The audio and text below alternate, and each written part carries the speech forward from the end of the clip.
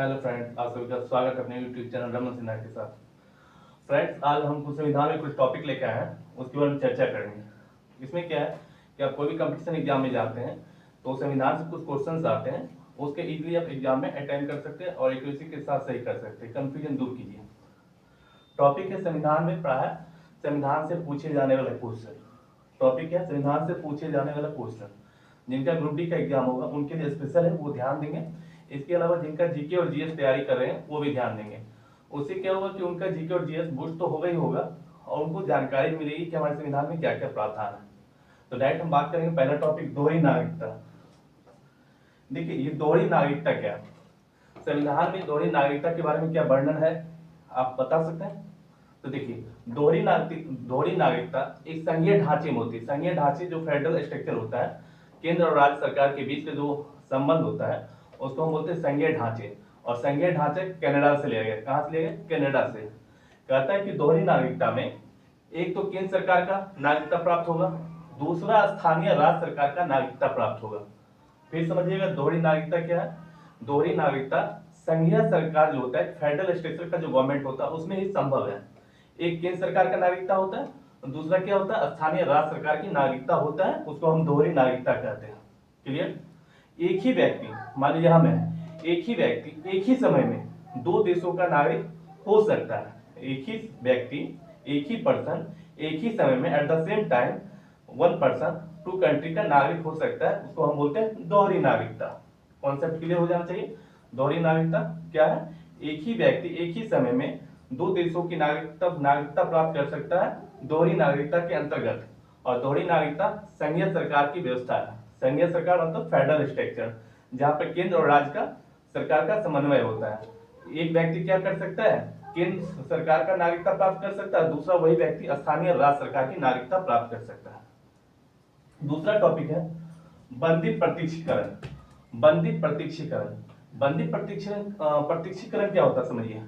कहता है कि उच्च न्यायालय जो होता है उसको ये अधिकार है, उच्च न्यायालय नहीं, सॉरी, न्यायालय, उच्च न्यायालय क्या, न्यायालय का जो भी तीन न्यायालय होता है तो उसके अनुसार से। तो बंदी प्रत्यक्षीकरण क्या है? देखिए, बंदी प्रत्यक्षीकरण जो वर्ड है अपने आप में एक मौलिक अधिकार देता है। किस चीज के लिए मौलिक अधिकार है? मान लीजिए हम हैं, हमें गिरफ्तार कर लिया गया, तो मेरी गिरफ्तारी वैलिड है या नॉन वैलिड है, मतलब वैध है या वैध नहीं है, लीगल है या लीगल कस्टडी नहीं है गिरफ्तारी, तो वो हमें कौन सा अधिकार देता है? बंदी प्रत्यक्षीकरण जो मौलिक अधिकार है। इस अधिकार के तहत न्यायालय ये ऑर्डर जारी करता है जो व्यक्ति को गिरफ्तारी किया गया है उसको न्यायालय के समक्ष पेश किया जाए कि वह व्यक्ति की गिरफ्तारी वैलिड है या नहीं है। तो बंदी प्रत्यक्षीकरण क्या है? ये मौलिक अधिकार के अंतर्गत आता है। इसमें न्यायालय क्या करता है? एक नोटिस देता है इस प्रकार से कि जो व्यक्ति की गिरफ्तारी की गई है उसकी गिरफ्तारी जायज है या नाजायज है, ये कोर्ट डिसाइड करेगा, इसलिए कोर्ट में उसको पेश किया जाए। ये टॉपिक हो गया बंदी प्रत्यक्षीकरण। पूछता है क्वेश्चन। तीसरा है लोक अधिनियम। इसको लोक अधिनियम 1950। कौन सा? 1950। लोक अधिनियम 1950 में यह प्रावधान किया है, न्यायालय को यह अधिकार है कि कोई व्यक्ति मस्तिष्क से, मतलब दिमागी हालत उसका कैसा है, उसके आधार पर वो वोट दे सकता है कि नहीं। किस आधार पे? लोक अधिनियम 1950 में एक धारा है 16 का 1 का बी, आई थिंक मेरे पास मेंशन होगा, राइट। लोक अधिनियम में उच्च न्यायालय यानी कि न्यायालय को अधिकार है कि कोई व्यक्ति जो गिरफ्तार व्यक्ति है, जेल में है, वो वोट कर सकता है कि नहीं, तो उसके लिए न्यायालय डिसाइड करेगा। 1950 की धारा 19(1) का AB, 19(1) AB ये है 19, सॉरी, ये है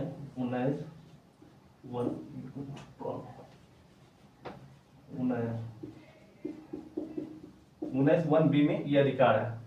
तीसरा टॉपिक देखें, पूना पैक्ट। पूना पैक्ट पूछता है। देखिए, पूना पैक्ट क्या हुआ था? पूना पैक्ट 24 सितंबर 1932 को गांधी जी और भीमराव अंबेडकर के बीच एक डील हुई थी। किसके लिए?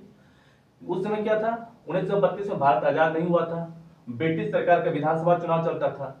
तो ब्रिटिश सरकार के विधानसभा चुनाव में निचली जाति, दैट मीन्स जो दलित है, उसके सीटों की आरक्षण को लेके, जो निचली जाति है, दलित थे उस समय जो, उनके सीटों की आरक्षण को लेके भीमराव अंबेडकर और महात्मा गांधी के बीच में एक डील हुआ था एक समझौता हुआ था जिसे पुणे पैक्ट कहते हैं, पुणे पैक्ट, ठीक है, 24 सितंबर 1932 को। फिर नेक्स्ट है लोकसभा के बारे में, कुछ की पॉइंट है देखेंगे। लोकसभा के बारे में क्या है, देखिए हमारे देश में संसद है, संसद आर्टिकल 79 में वर्णित है, किसमें है 79 में। उसमें आता है लोकसभा, लोकसभा है 81 में, कौन सा आर्टिकल में 81 में, लोकसभा 81 में, और राज्यसभा अनुच्छेद 80 में है। तो लोकसभा के बारे में क्या है की पॉइंट जान लीजिए, क्वेश्चन क्या है होता है, कहेगा कि धन विधेयक क्या राज्यसभा में पेश किया जाता है, तो नहीं, धन विधेयक केवल और केवल लोकसभा में पेश किया जाता है। एक पॉइंट यहाँ से क्वेश्चन होगा, लोकसभा से क्या क्वेश्चन आ सकता है, धन विधेयक केवल लोकसभा में पेश किया जाता है। फिर बोलेगा कि जो कैबिनेट मंत्री होता है, जो मंत्री परिषद होता है, सामूहिक मंत्री परिषद केवल लोकसभा के प्रति उत्तरदायी होता है। दूसरा की पॉइंट क्या है, सामूहिक जो मंत्री परिषद होते हैं, कैबिनेट मिनिस्टर्स होते हैं, वो केवल और केवल लोकसभा के प्रति उत्तरदायी होते हैं। दो क्वेश्चन, ठीक है। एक तो बताया कि लोकसभा किसमें आर्टिकल में, बताइए, अभी जस्ट मैंने बताया 81 में लोकसभा आर्टिकल है, एक क्वेश्चन यहाँ से ये बनेगा। दूसरा क्वेश्चन होगा धन विधेयक को केवल और केवल लोकसभा में पेश किया जा सकता है, राइट। तीसरा क्वेश्चन जो सामूहिक मंत्री परिषद होते हैं, सामूहिक मंत्री परिषद केवल लोकसभा के प्रति उत्तरदायी होते हैं। एक पॉइंट और है, कह रहा है कि जो मंत्री परिषद होते हैं, कैबिनेट मिनिस्टर होते हैं, उसके विरुद्ध अविश्वास प्रस्ताव केवल और केवल लोकसभा में लाया जाता है। तो तीन की पॉइंट याद रखिएगा, लोकसभा जो संसद है, लोकसभा जो है वो कौन से पार्ट में है, आर्टिकल के कौन से अनुच्छेद में, 81 में है। लोकसभा के मेंबर का कार्यकाल कितने साल का होता है, 5 साल का होता है, ठीक है। लोकसभा बनने की न्यूनतम उम्र कितनी होती है, 25 साल होती है। तीन ऑब्जेक्टिव। चौथा ऑब्जेक्टिव से ये क्वेश्चन बोलेगा जो सामूहिक मंत्री परिषद होते हैं वो केवल लोकसभा के प्रति उत्तरदायी होते हैं। पांचवा लोकसभा क्वेश्चन क्या बोलेगा कि जो मंत्री परिषद है उनके खिलाफ अविश्वास प्रस्ताव क्या राज्यसभा में लाया जा सकता है, नहीं, केवल और केवल लोकसभा में लाया जा सकता है। तो ये लोकसभा का टॉपिक था जहां से ये क्वेश्चन आता है। तो सबसे पहले जो वीडियो देख रहे हैं वो लाइक कर ले, मेरे चैनल को लाइक कर ले, सब्सक्राइब कर ले। काफी की पॉइंट्स हम निकाल के लाते हैं आपको समझाने के लिए, इजी पॉइंट्स है कि अच्छे से समझ पाएंगे और अच्छे से आंसर कर पाएंगे एग्जाम में। तो पहले चैनल को लाइक करिए। फिर देखिए नेक्स्ट है तीन आपात। कौन सा है, तीन आपात। देखिए सबसे पहले हम जानेंगे आपात। हमारे देश में जो संविधान में आपातकाल की व्यवस्था है वो जर्मनी से लिया गया है। आपातकाल कहां से लिया गया, जर्मनी से। आपातकाल कितने प्रकार के होते हैं, तीन प्रकार के। राष्ट्रीय आपात जो अनुच्छेद 352 में है, राष्ट्रपति शासन अनुच्छेद 356 में है, और वित्तीय आपात अनुच्छेद 360 में है। तो देश में पूछे इस आपात से क्वेश्चन पूछता है कि देश में अब तक कितने आपात लगे, तो देश में अब तक 3 बार आपातकाल लग चुके हैं। आपात कौन लगाता है, राष्ट्रपति लगाता है। देश में अब तक कितने बार आपात लगे, 3 बार। कौन कौन सा समय बता सकते हैं। पहली बार 1962 में भारत और चाइना का जब युद्ध हो रहा था तो पहला आपात लगा था 1962 में। दूसरा आपात कब, 1971 में भारत और पाकिस्तान का जब युद्ध हुआ तो दूसरी बार आपातकाल लगाएगी 1971 में। और तीसरा आपात राष्ट्रीय आपात कब लगा था, 1975 के दशक में लगा था ये तीसरा आपात। ठीक, आपात कितने हैं, 3 है। कहां से लिया गया आपातकाल व्यवस्था, जर्मनी से लिया गया। 352 में राष्ट्रीय आपात है, 356 में राष्ट्रपति शासन और 360 में वित्तीय आपात है। ठीक है, आपातकाल कौन लगाता है, तो राष्ट्रपति लगाता है। हमारे देश में तक कितने आपात लगे, तो 3 लगे हैं। राष्ट्रीय आपात हो गया, ठीक है, वित्तीय आपात हो गया और राष्ट्रपति शासन। ठीक है, फिर नेक्स्ट क्वेश्चन था वित्त आयोग के बारे में। आप जो पढ़ने जा रहे हैं संविधान में वित्त आयोग, काफी इंपॉर्टेंट टॉपिक होता है वित्त आयोग। देखिए इसके बारे में पहला ऑब्जेक्टिव क्वेश्चन बनेगा वित्त आयोग कौन से अनुच्छेद में, तो वित्त आयोग अनुच्छेद 280 में। किसमें है, वित्त आयोग जो हमारे देश में है वो संविधान में कौन से अनुच्छेद में, 280 में। वित्त आयोग संविधान के 280 अनुच्छेद में वर्णित है। वित्त आयोग क्या करता है, केंद्र और राज्य के बीच में क्या करता है, जो पैसे होते हैं, वित्त होते हैं, उसका बंटवारा करता है। वित्त आयोग क्या करता है, केंद्र और राज्य के बीच में वित्त का समन्वय करता है। तीसरा ऑब्जेक्टिव क्वेश्चन क्या होगा, वित्त आयोग की रिपोर्ट कौन पेश करता है, तो वित्त आयोग की रिपोर्ट राष्ट्रपति पेश करता है। ये मत बोल दीजिएगा वित्त मंत्रालय या वित्त मंत्री, वित्त आयोग का रिपोर्ट कौन पेश करता है, तो राष्ट्रपति पेश करता है। 3 क्वेश्चन, वित्त आयोग अनुच्छेद 280 में है, केंद्र राज्यों के बीच वित्त का बंटवारा का काम करता है, और वित्त आयोग की रिपोर्ट कौन पेश करता है, तो राष्ट्रपति पेश करता है। फिर वित्त आयोग का कार्यकाल कितने साल का होता है, तो वित्त आयोग में एक अध्यक्ष होते हैं और 4 अन्य सदस्य होते हैं। वित्त आयोग में एक अध्यक्ष और 4 अन्य सदस्य होते हैं। इसका कार्यकाल 5 साल का होता है। ठीक है, नेक्स्ट टॉपिक है राज्यों में संसद की सीट। कह रहे जो हमारे देश में राज्य हैं, अभी जितने भी राज्य हैं उस राज्यों में संसद का सीट, मान लीजिए बिहार में लोकसभा का सीट कितना है बताइए, 40, उत्तर प्रदेश में 80, इसी प्रकार फिर बिहार में क्या हो सकता है, लोकसभा बाद राज्यसभा का सीट होगा, ठीक है, उत्तर प्रदेश में लोकसभा का सीट होगा। तो ये चीज है, वही कह रहा है कि राज्यों में जो सीट का बंटवारा होता है वो कौन से राज्यों में संसद की सीट का बंटवारा किस पे आधारित है, 1971 में, राइट। लिख लेता हूँ, सही बोल रहा हूँ, राइट। तो राज्यों में संसद के सीट का बंटवारा 1971 के आधार पर है। 1971 का जो ईयर का था कॉन्सेप्ट, उसी कॉन्सेप्ट में राज्यों में संसद का सीट का बंटवारा किया जाता है। फिर नेक्स्ट देखिए प्रवर्तन निदेशालय, काफी सुन रहे होंगे हाल फिलहाल चर्चा में, ईडी, ठीक है। ईडी का फुल फॉर्म हिंदी में क्या होगा, प्रवर्तन निदेशालय। देखिए प्रवर्तन निदेशालय क्या है ये पहले जानिए। ये क्या है, वित्त मंत्रालय का एक हिस्सा है। प्रवर्तन निदेशालय वित्त मंत्रालय का एक पार्ट है। और वित्त मंत्रालय के पार्ट में किस प्रकार का पार्ट है, खुफिया वित्त विभाग, जिसको बोलते हैं खुफिया एजेंसी बोलते हैं, वो खुफिया वित्त विभाग वो पता लगाने का काम करता है किसके पास कितना पैसा है नहीं है, उसके ऊपर छापा मारने का काम करता है, इसको बोलते हैं प्रवर्तन निदेशालय। क्वेश्चन ये हो गया, प्रवर्तन निदेशालय का जो है मुख्यालय 5 जगह है भारत में, कहा कितने जगह, 5 जगह, कौन कौन सा, दिल्ली, चंडीगढ़, मुंबई, चेन्नई और कोलकाता। तो पूछेगा प्रवर्तन निदेशालय का कुल कितने मुख्यालय हैं, तो 5 हैं, कौन कौन, दिल्ली, चंडीगढ़, चेन्नई, मुंबई और कोलकाता, ये 5 इसके हेडक्वार्टर का ये है प्रवर्तन निदेशालय का। फिर प्रवर्तन निदेशालय का मुख्यालय के रूप में कहा कि कब स्थापना हुआ था, प्रवर्तन निदेशालय कॉन्सेप्ट ये पूछेगा, क्वेश्चन था प्रवर्तन निदेशालय का, देखता हूँ इसमें है कि नहीं। बोल रहा है कि प्रवर्तन निदेशालय की स्थापना कब हुई थी, 1956 में हुई थी, ठीक है। कहाँ हुई थी, दिल्ली में। तो देखिए प्रवर्तन निदेशालय से क्या क्या क्वेश्चन, प्रवर्तन निदेशालय किस विभाग का पार्ट है, तो वित्त मंत्रालय के विभाग का पार्ट है। ये वित्त विभाग का खुफिया एजेंसी का काम करता है, रेड करने का काम करता है जिसके पास लिमिट से ज्यादा पैसा हो। वित्त फिर बोलेगा प्रवर्तन निदेशालय, दैट मीन्स इसका ईडी बोलते हैं।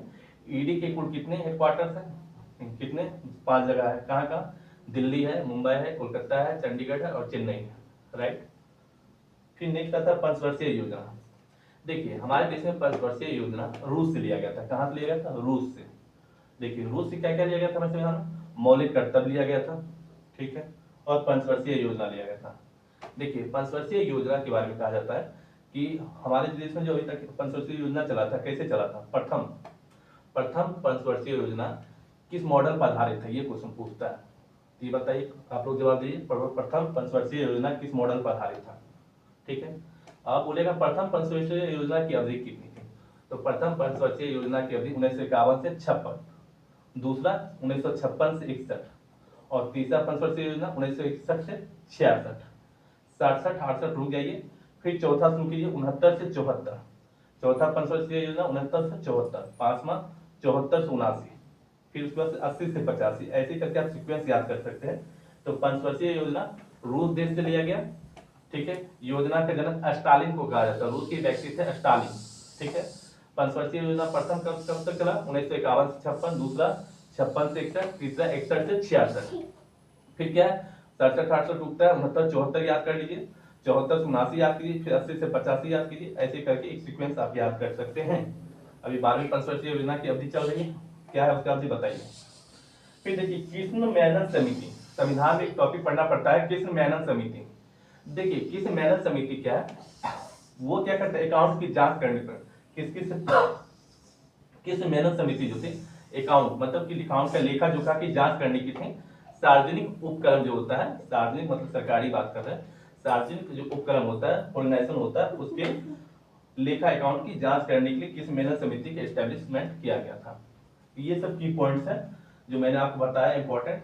इससे पहले भी मैंने संविधान के बारे में एक क्वेश्चन बनाया था, पार्ट बनाया था पार्ट 1 करके, उसमें मैंने एक एक पॉइंट को काफी अच्छे से डिस्क्राइब किया, चर्चा किया, तो वो जाके आप देख सकते हैं, उससे आप लाभान्वित होंगे, कोई भी एग्जाम में इजी वे में क्रैक कर सकते हैं संविधान से रिलेटेड क्वेश्चन को।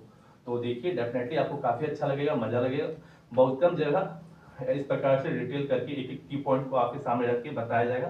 तो आप देखिए, खुद एनालिसिस कीजिए, आपको कैसा लगा कमेंट करके बताइए, चैनल को लाइक कर लीजिए। तो मैंने पहला पॉइंट बताया था दोहरी नागरिकता, दूसरा बंदी प्रत्यक्षीकरण, तीसरा लोक अधिनियम 1950, चौथा Poona pact, next Lok Sabha, next 3 आपात कब कब देश में लगा था, नेक्स्ट वित्त आयोग, फिर राज्यों में संसद का सीट का आवंटन, फिर प्रवर्तन निदेशालय ईडी, पंचवर्षीय योजना के बारे में कुछ बताया, किस मेहनत समिति के बारे में बताया। तो ये था आज का पॉइंट जिसको लेकर हम आए थे और आपके सामने चर्चा की। तो आपको कैसा लगा कमेंट करके बताइए। अभी तक चैनल को लाइक नहीं किया तो चैनल को लाइक करें, सब्सक्राइब करें और अपना कमेंट बताएं कि कैसा आपको लग रहा है। इस प्रकार समझाने में आपको अगर कोई प्रॉब्लम आ रहा है कोई की पॉइंट तो आप क्वेश्चन राइज कर सकते हैं, मैं उसको डिटेल से और समझा दूंगा। Thank you.